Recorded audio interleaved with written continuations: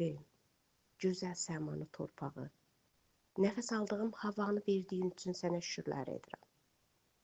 Ey yaradanım, hər gün təbiətdə sənin böyüklüyünü görməyimə kömək et. Rəbbim, hər gün məni oyatdığın, güc verdiyin üçün şükür edirəm. Ey ata, sağlamlığımı, gücümü sənə xidmət üçün istifadə etməyimə mənə kömək et. Ya Rəbb, mənə sevən yaxınlar, dua edən bazı qardaşlar verdiyin üçün sənə şükür edirəm. Rəbbim, ailəmi, imanlı bazı qardaşlarımı qoru. Aramızda sevgi və birliyi artır. İsa Məsih, məni bağışladığın və əbədi həyatı bəxş etdiyin üçün milyonlarla şükür edirəm. Ya Rəbb İsa, hər gün sənin qurbanını xatırlayım və minnətdarlıqla yaşayım.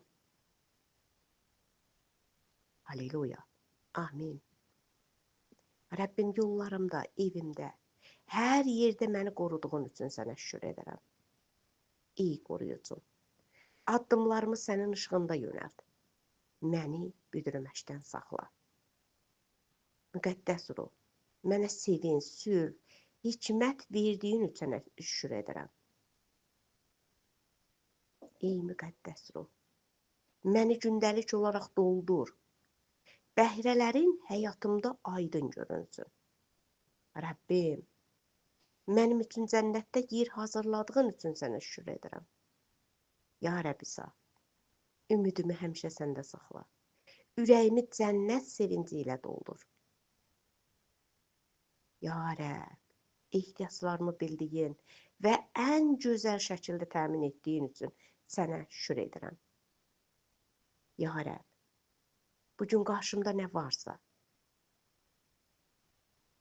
yeni imkanları, bütün ruzimi sənin əlinə həvalə edirəm. Məni xeyirlə təmin et. Halleluya. Şükürlər olsun ya Rəbb sənə. İzzət olsun. Çünki sən ata mənim yaradanımsan. Sən mənim sevgi mənbəyimsən. Şükürlər olsun, izzət olsun sənə. Ya Rəbb, ehtiyaclarımı bildiyin üçün və ən gözəl şəkildə təmin etdiyin üçün sənə şükür edirəm. Ya Rəbb. Halleluya. Halleluya.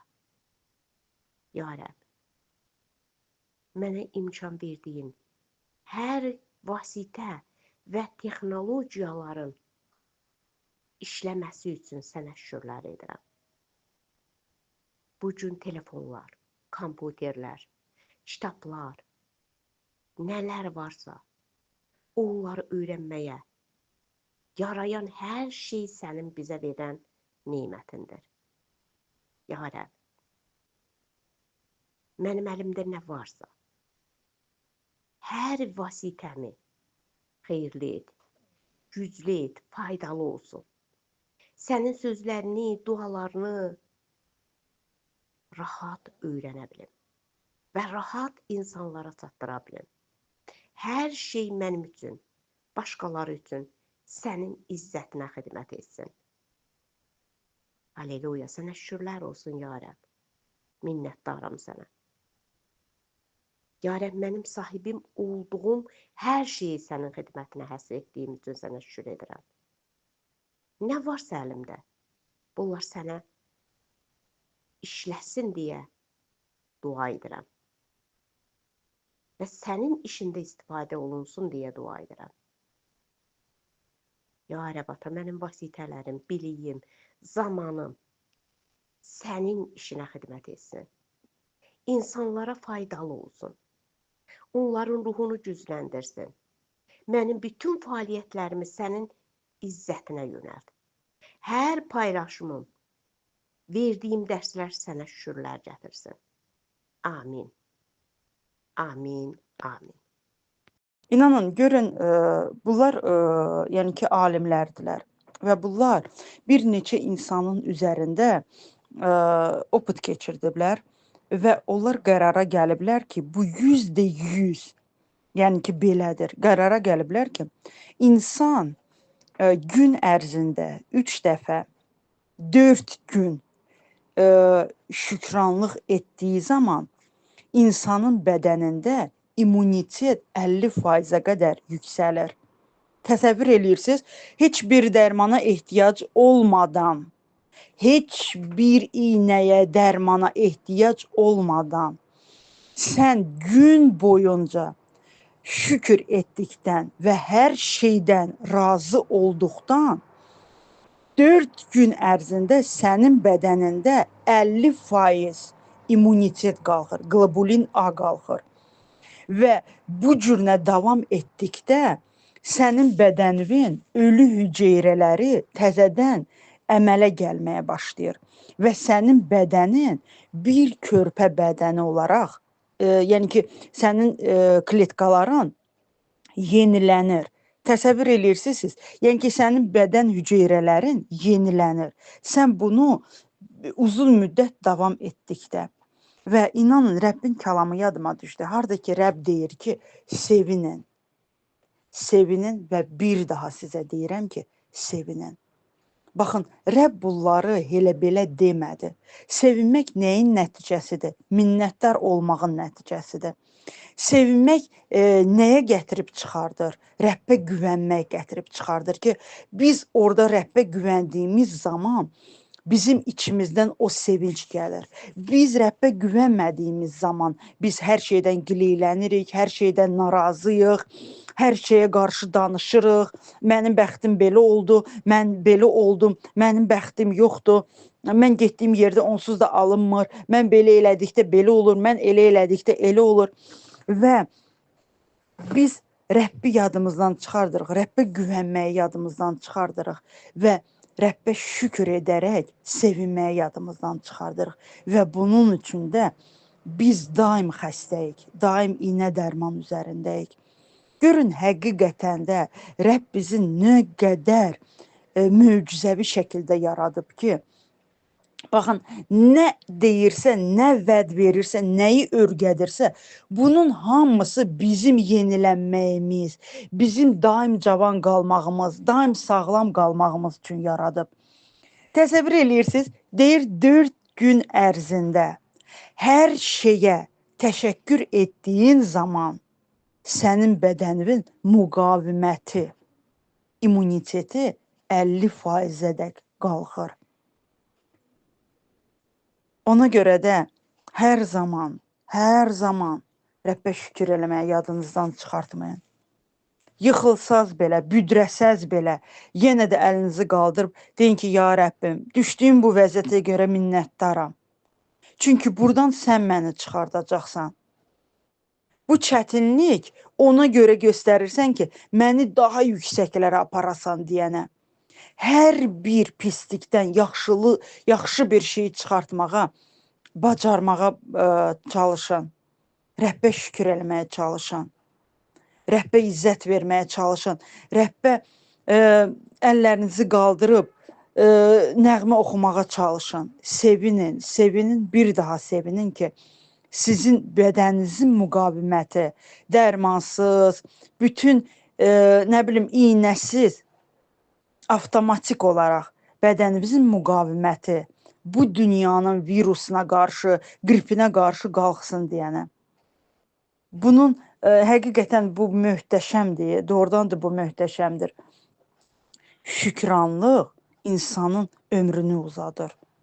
Qoy Rəbb sizə səbir versin və düşdüyünüz vəziyyətə baxmadan, düşdüyünüz vəziyyətə kölə olmadan hər bir vəziyyətə, hər bir yerdə şükür eləməyə öyrənin. Amin, amin, amin. Məbəd məhəbbət yeridir. Həqiqətən də bu belədir. Çünki biz bilirik ki, məbəd bizim Rəbbimizə məxsus olan bir yerdir və bizim Rəbbimiz yaşadığı bir yerdir və ora dua evi adlandırılır. Kəlamda İsa Məsih məbədə dua evi kimi də deyir. Həqiqətən də məbəd məhəbbət yeridir. Orada hər kəs Rəbbin mənafəyini güdməlidir, öz mənafəyini deyil. Bəzən biz bunu yadımızdan çıxardırıq və həqiqətən də özümüzü bir dünya olaraq aparırıq və hər kəs yorğanı öz üzərinə çəkməyə çalışır, amma həqiqətdə biz məbədin bir üzvüyüksə, biz İsa Məsihin bədənin bir üzvüyüksə, onda biz həqiqətən də məhəbbət olmalıyıq. Çünki Rəbb bizim içimizdə yaşayır və Rəbb bizim içimizdə yaşayırsa, deməli, biz məhəbbətlə hər şeyə yanaşmalıyıq, məhəbbətlə hər şeyi qəbul eləməliyik, məhəbbətlə hər şeydən keçməliyik. İkiyüzlülüklərdən biz artıq uzaq durmalıyıq. Bəzən biz özümüzü məbəddə bir məhəbbət dolu olaraq göstəririk, amma məbədin kənarında qeybətlə məşğuluq, söz gəzdirməklə məşğuluq, bir-birimizdən danışmaqla məşğuluq. İnanın, bu məbədə aid olmaq və yaxud İsa Məsihin bir bədəninə aid olmaq deməli deyil. Belə insanlar ümumiyyətlə Rəbbin kim olduğunu bilmirlər. Belə insanlar ümumiyyətlə heç vaxt Rəbbə məxsus olmayıblar. Onlar bilirlər ki, Rəbb xilaskardır, amma tam olaraq Rəbbdən kənarda yaşayırlar.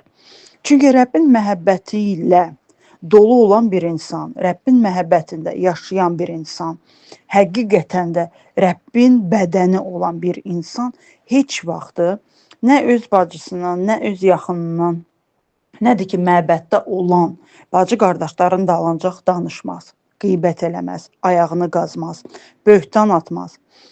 Bu böhtan atan insanlar, o insanlar heç Allahdan xəbərləri yoxdur. İsa Məsihdən ümumiyyətlə xəbərləri yoxdur. Onlar sadəcə İsa Məsih xilaskar olduğunu bilirlər. Amma həqiqətdə Rəbbin ürəyindən heç xəbərdar deyirlər. Çünki Rəbbin ürəyindən xəbərdar olan bir insan heç vaxtı məbəddə özü ilə bir yerdə oturan bir insanın dalınca danışmaz. Çünki normal bir insan özü öz bədəninə xəsarət yetirməz. Yəni ki, belə düşünəndə, elə deyilmi? Mən qəsdən gedim öz barmağımı kəsə bilmərəm. Qəsdən deyəndə ki, mən ağılda, şurda olaraq gedib öz barmağımı kəsə bilmərəm.